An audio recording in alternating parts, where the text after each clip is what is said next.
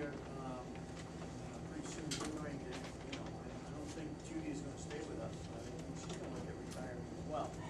So we want to have a transition, a thought process in place when Judy needs to depart, so we don't have a loss of services.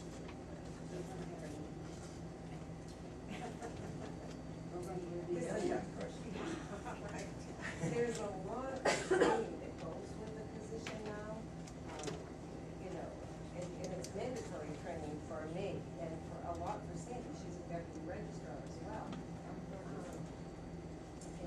The simple fact of seeing just what I've had to go through as far as overseer before, like that whole the paperwork, all of the T's that gotta be crossed and the I's that gotta be dotted, that's a job, and I mean, it's an extremely stressful job, and sometimes you get to say no to people. I mean, that's just the fact of the matter. So it takes a unique individual that can step up and do that, so I think it's something we need to really start looking into early before the day is here. Ideally, I could get an applicant from out of town. I don't know if that's gonna happen. I do know that sometimes that happens in other places. I mean, that would be the ideal situation, somebody already trained, but I don't think I'm that lucky. If you have somebody from in town that has been in town for an extended period of time, they're gonna know people. And there's no substitute for that.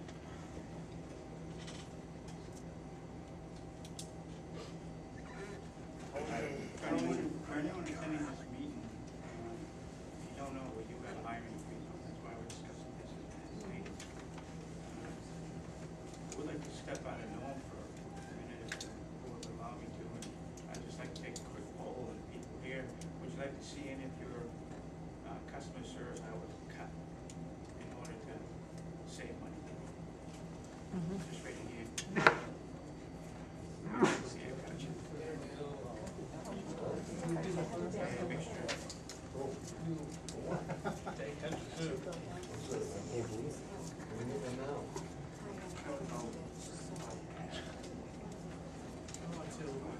That was more than half, I think.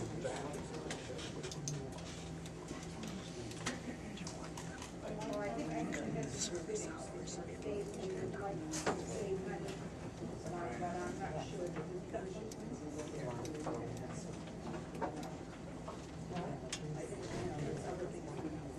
Don't look like you want to Well, fill this. we've got some time here, and that's why Judy and I thought we should bring it forward now. I mean, Sandy will leave December 31st, so obviously in the next several months, we'd like to have somebody probably hired at least by the beginning of December, so we can make that transition. That's why we have it from now. So we're in this discussion, hear what you would like us to do. Right now, what I've heard, and I'll just back up, I heard Mr. Ramsey say that staff would like us to look at and identify the staff, if we fill it part-time or not fill it at all, and what kind of impact that would have on our operation.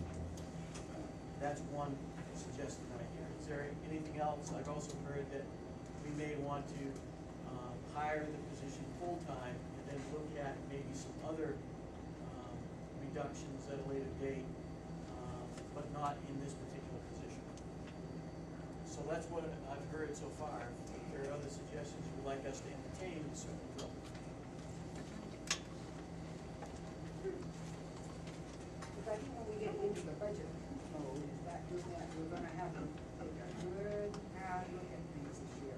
People are a little upset, they got their tax bills this week, and I don't know about anybody else, but I got a few comments made. Yeah. Tried to have one of my own when I got mine. Okay. Anything else? I would like to add some more time, I guess, talk to some right decisions. I'll take a couple comments on this. Jim, I just wanna say that Sunbrook is having, reduction, you know that their, senior center director, plus she was overseer also. Her position was cut, and they're cutting it back to 20 hours. I don't know if we could do that, you know, I don't work in that office, so I don't know, but maybe, you know, or maybe have it combined with the town of Southborough, like we did the engineer, you know, like she works 20 hours over there, she could work 20 hours here. I don't know if that's feasible. Sure. She doesn't have the amount of general assistants over there, she's a friend of mine, we work together, she doesn't have the amount of general assistants there that he has. Vicky doesn't? Wow, I can't believe that. Only about 40. Oh, yeah. Oh, we've, I can see we had that. we got a lot more coming. No, really, I'm surprised, really, at that. On the hiring thing, we have a hiring freeze right now. There's nobody here that hasn't had taxes go up, pay cut, pay froze, no overtime. Simple, painless way to cut your budget is don't fill a position. Right now. As far as losing customer service, go online, register your vehicles. I've been in other town offices to get some information, and they do far more with far less, because they have to. Times are tough, you need to cut the budget, you need to cut spending. Painless way, you're not losing anybody, you're not firing anybody, you're not laying anybody off, you're retiring and moving on. That's what a hiring freeze is for, it shouldn't be discussed right now. We should just simply say, we're not filling positions until further notice and save the money. Because this town, for what we're paying in taxes, we're not getting anything in return, so we need to start cutting. And I honestly agree with you, Mike, except that this one position, I think that that's That why one position that's why I would like to hire Vivian. The thing is, you have an exceptional person in that position. I doubt you will find a person that will go to the levels that Sandy does and do what she does because she loves this town so much. You have an exceptional person in that position, I doubt you're gonna find, it's a tough time. Everything needs to be cut. There can be nothing pulled off the table in this economy to not be looked at as a possibility of cutting. That's all it comes down to. Every business around us is gonna do that. And you guys looking at it today, you do not have to give somebody a pink slip. You just simply don't fill a position. What would you rather do? Lay her off or just not fill a position? Which is more painless to deal with on a personnel level? I don't think you listened to what I was saying. Probably not. Okay, I was saying, if you fill it with somebody in there and not replace that, maybe a part-timer would go full-time. Maybe- With no pay raise? Maybe, I don't, I'll be honest with you right now, I do not know what the hourly pay is for that job. That's People something that I in have the to find office out. know what she does. And I know if you're gonna tell me you're gonna step into a job and say you're gonna do 10 times No, what you're no, doing. you wouldn't do it. You wouldn't do it, There's- so- There's a pay scale that goes with that job. Yeah. You're sort of stepping in to get it. You know And what? maybe not you starting out, but I just feel everybody else is doing without, this town can do without some things too in that town hall. And across the board, everything needs to do without some stuff. It's not an easy thing to say or do, but it needs to be done. I gotta shut down one day a week, I got the time. Something like whatever. Fine, do it. Jeanette? Thanks, Jim. I know this is a really important position. When I write my budgets, I look at people for positions that we have to cut. I look at people who are retiring, and then I try to go to people who are gonna get cut and say, this position is open. Do you wanna move? Maybe that's, I see an establishment of a budget committee on here. Maybe that's something you could give to them first off and say, you know, can you take a look at this department and see what you might be doing with that, and maybe seeing if somebody would be willing to move versus losing their job. I think that's kind of what Mike's trying to say. Anyone else? Yes. I just have one quick comment in support of Judy. She has to have a deputy clerk. Whether she's part-time or full-time, she has to have a deputy clerk. If something happens to her, that clerk has to be able to step in at a moment's notice for an election. No one else can run an election except a municipal clerk. So you have to make concessions and make sure that she has a deputy clerk. And I know everybody wants to cut positions, but maybe make part-time a full-timer. Just so that she has, the GA is going to be overwhelming this winter with heat and everything, and a new apartment complex. Yeah. Anyone else? So, just in support. Anyone else? Okay, thank you. Board, anything else? I think we got some things to think about. What do you need? Keith, get back What to are you us. gonna need from me at this point? What do you need? Can any still someone in? Can that position be cut? Can we do an advertisement for the position within, without going outside, so we get an idea if we have somebody that we can. I've talked about it. Right, I'm just saying, what he was saying, if we made the motion to, advertise the position, then there would be advertising, and outside. I'd like to see just if we could, but he said as far as finding out who if there's somebody that we can I know some absorb. people will not take it. I already know. The other ones, I'm not sure. I've talked about it. Even if they're traveling. Okay, Okay, it's something that you wanna continue to discuss, and we'll have it on your business meeting for the 20th to discuss a little bit more.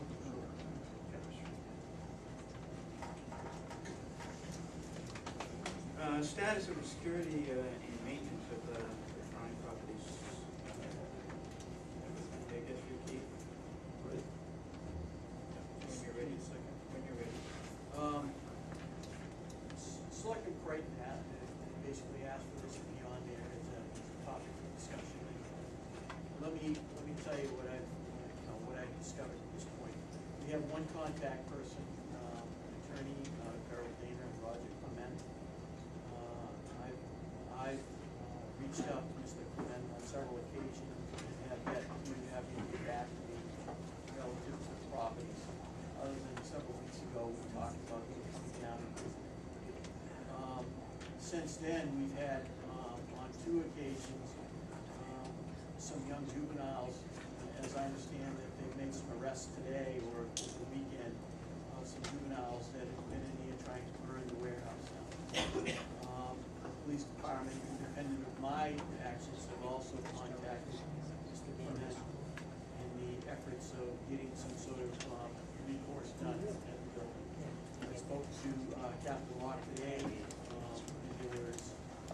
there has been no contact from the attorney to the police department relative to the security of the building. So we're at a situation now that we have a contact, but we're just not getting any action in terms of security of the facility or any maintenance of the facility at this particular juncture. So the only thing that I would have left to do at this point would be to exercise our control over a dangerous building statute and to begin the process of the dangerous buildings to secure the properties. And at that point, we may even have to send exercise whatever authority we have over that through a lean process if we have to in order to accommodate repairs for the security of the property, so we don't have these things happening. That's what I have at this point. So I would take any direction the board wants to do. If you wish for me to continue to try to get Mr. Clement to be receptive, or you wish for me to exercise under the statute of dangerous buildings, what would you like for the town to do? Can you get in contact with the owners of the, probably never mind going to the lawyer, the drug owners? The owner is frequently out of country, and the owner or the primary mortgage holder on the property, who Mr. Clement represents, has given Mr. Clement his authority to manage what he has. Well, I understand we've had fires up there. Yes. Yes. Yeah, we've had 2 that I know of. I mean, it could become a very dangerous situation. Yes. No doubt. Well, if the board's in agreement, I would contact him tomorrow and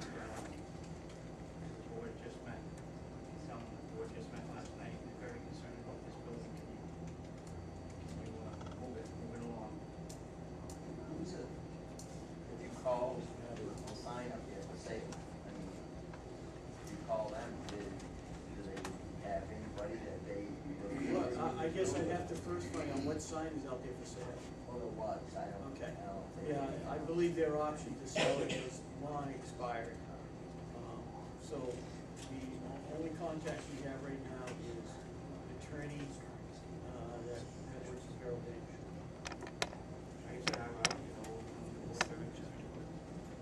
I guess it's just asking for additional guidance here. What happens if I still don't get any reaction? Do you want us to pursue the dangerous building statute, exercise our authority? What budget does that come out of? I mean, if we go in there and we say, okay, we're gonna board it up, we're gonna do this, that's a big, trust me, I worked there. There's many ways to get in and out. I mean, that would be extremely expensive to secure that facility. But it's not as expensive as a child's life. I was No. just gonna say the same That, thing. as far as I'm concerned, we should proceed legally if that's a recourse.